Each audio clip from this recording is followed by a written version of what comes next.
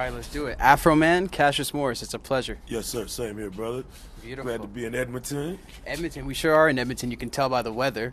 Okay, all right. I don't know nothing about nothing. I think I've heard the Edmonton Oilers.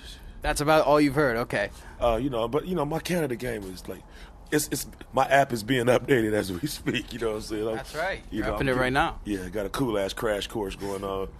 But yeah, I'm loving it, man. Cool people out here, brother. Very good. And you have 4 shows on this current Canadian run right now. What are your first impressions? I know you landed in Calgary. You went through immigration. Yeah, brother.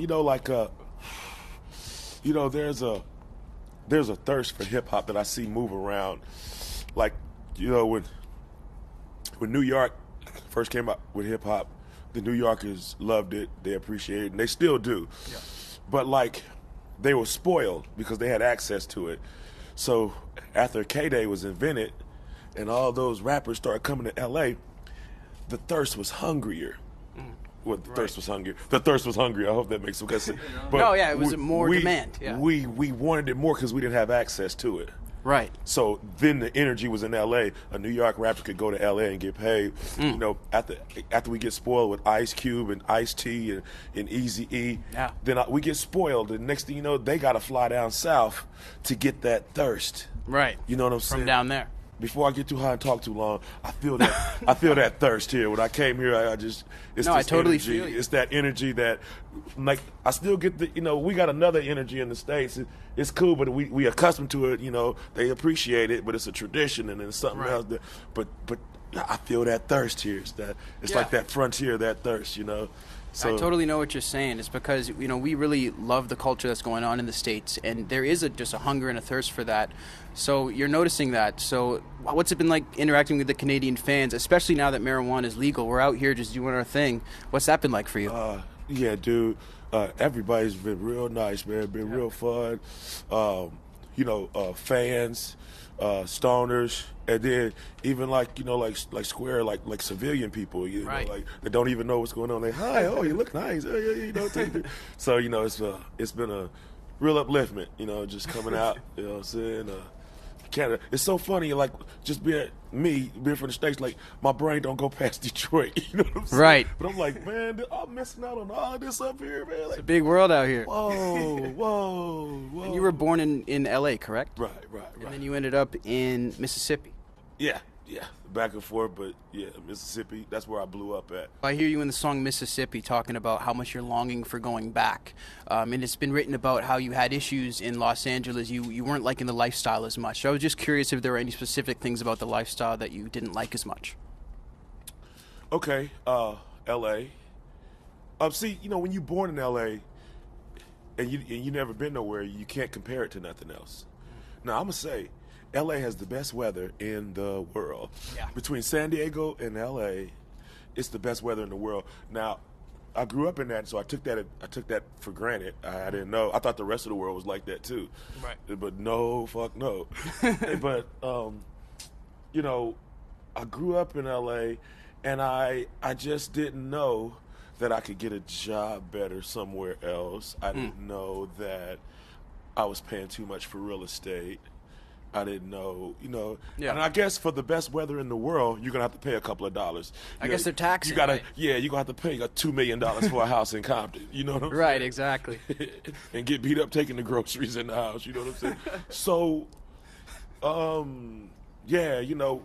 it was stuff like that. Living on your own. My dad always said, "What does want have to do with it? You do what you have to do.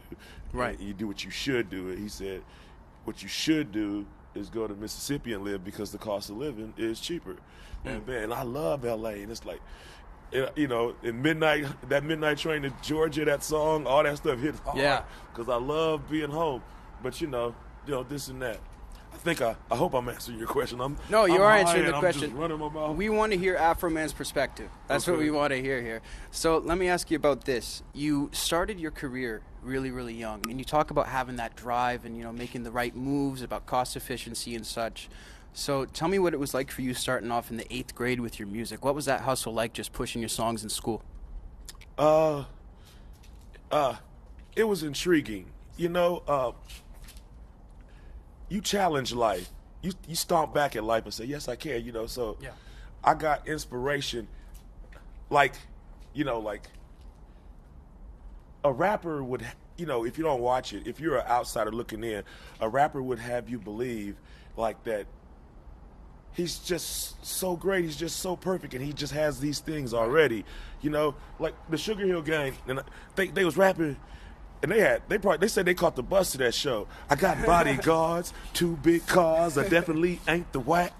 I got a Lincoln Continental and a sunroof Cadillac. So if you a kid that don't realize this dude, he got good speech on him, right? And he's doing his thing. You might think I can't be a rapper until I have all these things. Yeah. Okay. Now, the guy that kind of showed me there was this hustle going on in the West, and I guess it was like the Too Short, the NWA at the swap meets, like rappers was like they wasn't waiting on the companies. Right. They was going straight to people like, you know, I know I can rap. Listen to this right quick. Independent. Yeah, and people was buying it straight from the rapper.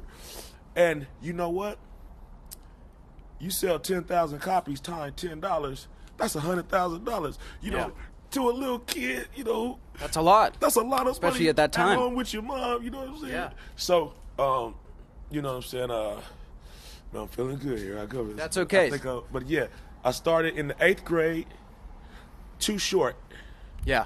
Too Short inspired me to. He always bragged about selling out the trunk. Right. Like he wasn't ashamed of it. He, you know, like so. I felt encouragement from that because the mainstream fans couldn't criticize me for doing that. Right. Like, how come you're not in the store? You over here selling it out your truck. They might play that card on me. Right. But I was seeing the way Too Short was addressing that.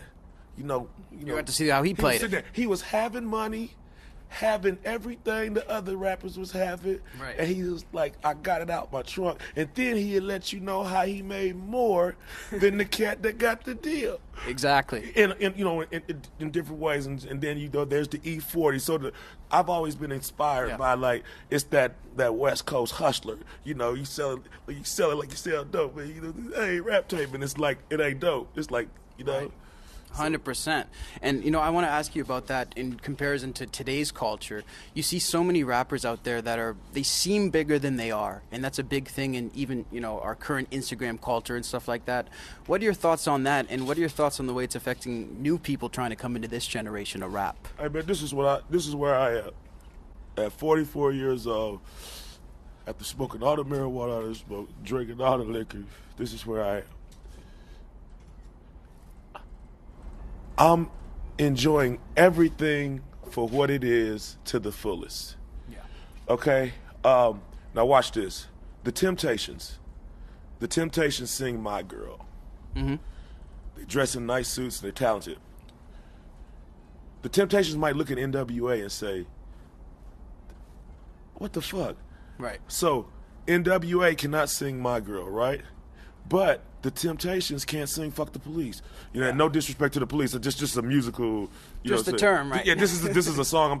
I'm just saying, like, this. The Temptations can't do what NWA does, and NWA can't do what the Temptations does. So I appreciate everybody. Like, what I realize is, God has made everybody fantastic in some kind of way. They have to find it, or, you know, we got to see it. But everybody, you know, man, we was created. Look, you know, so, you know, like, we're here. One person discovers how to make himself shine, and, you know, another person may or may not. You know what I'm saying? But if they seek, they shall find. So, you know, what I've come to realize is everybody's great. Yeah. So I'm digging it, you know. Whatever these young kids, I can't mumble like them young kids. I need to learn how to mumble. I'll probably make some of their mumble money. Maybe ask them for a tip, and then they'll ask you for a tip on bars. They doing something I'm not doing. You know what I'm saying? And I respect that. And you're doing what they're not doing. Hey, but, you know, but hey, I want to quote E40. You know, it's enough out here for all of us. Yeah. I think that's a great sentiment. Yeah, man. There's, you know, you cut grass and it grow back. Yeah. We don't have to fight over the grass. Absolutely. It's enough Plenty grass. to go It's around, enough right? for everybody. And speaking of grass, I want to take a segue actually and take a trip back for you. Obviously, you love the herb. You know, that's something we all know about Afroman. When did your love for cannabis start exactly? Yeah. Man, you know, like, I think I really, you know, started feeling it with the music and chilling. Probably like, you know, in Hattiesburg. I mean, like, man, like Compton too. Yeah. When I was living in Compton, like, yeah, let's see, that's gonna be like I was a late bloomer. Oh, yeah? That's gonna be like a 97, 98. Oh. Like, you know, I used to play football and run, and you know what I'm saying. So I ain't. But you know, living in the street, trying to figure out how to pay this and just eat, man. Like, Right. I need a beer, you know, like, but you know. So it came with the music, kind of hand in hand. Well, you know, like, you're chilling.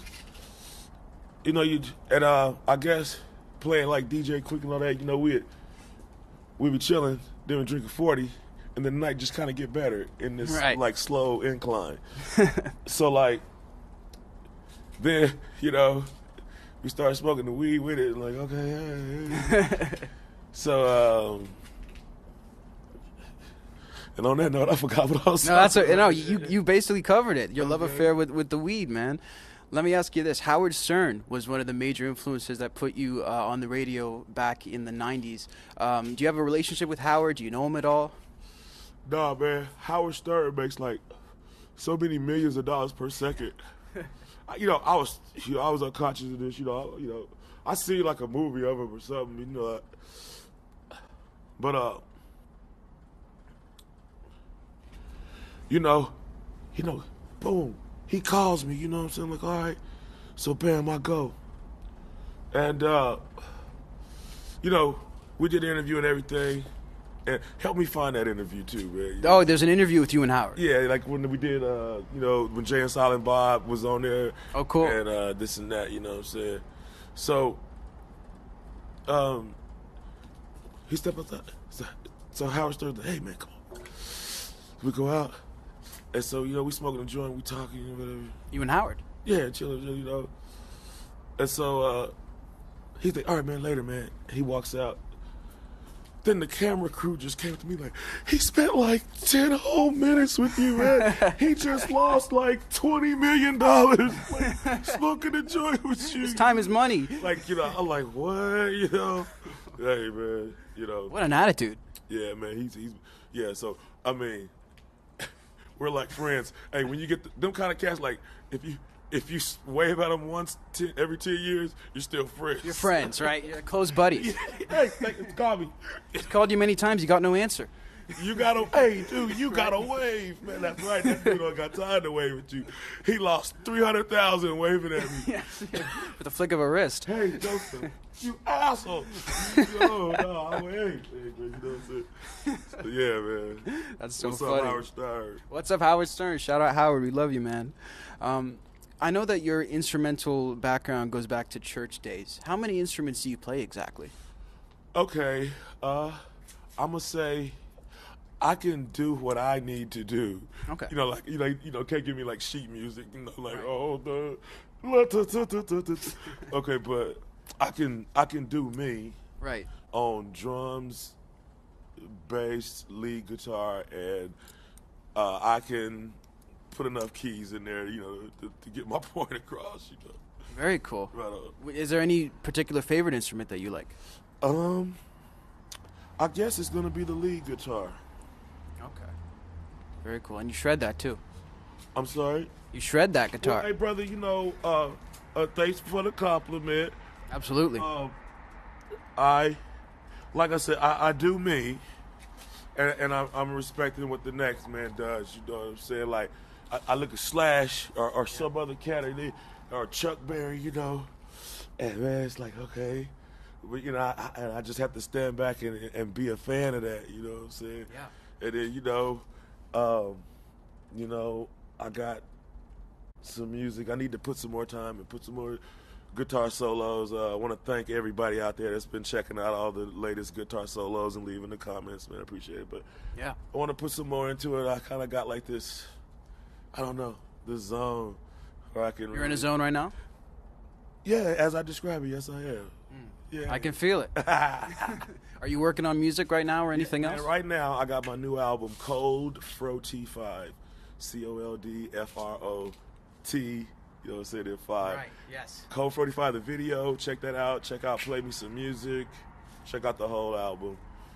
And I got a whole bunch of other stuff we'll be putting out there. You know, what I realized is, you know, when your favorite rapper ain't giving you no music, you're kind of like suffering. You know? It's true. Yeah. Maybe some fans pulling up here? I don't even know, brother. I don't even know. Afroman, thank you so much for your time, and we really appreciate everything. All right, man.